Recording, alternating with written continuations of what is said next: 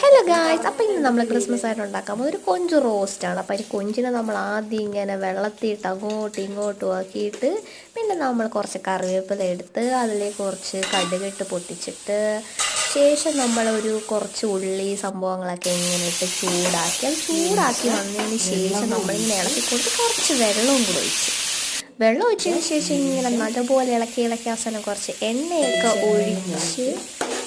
ഒഴിച്ചതിന് ശേഷം ഇങ്ങനെ ഇളക്കി കൊടുത്തിട്ട് വേവിച്ച് വെച്ച കൊഞ്ചിനെ നമ്മളിതിലേക്ക് ഇങ്ങനെ ഇട്ട് മെല്ലെ ഇളക്കി കൊടുക്കണം.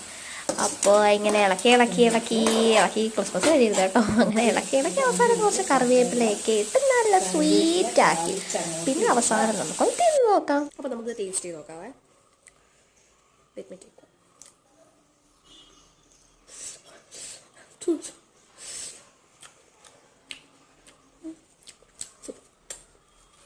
അടിപൊളി.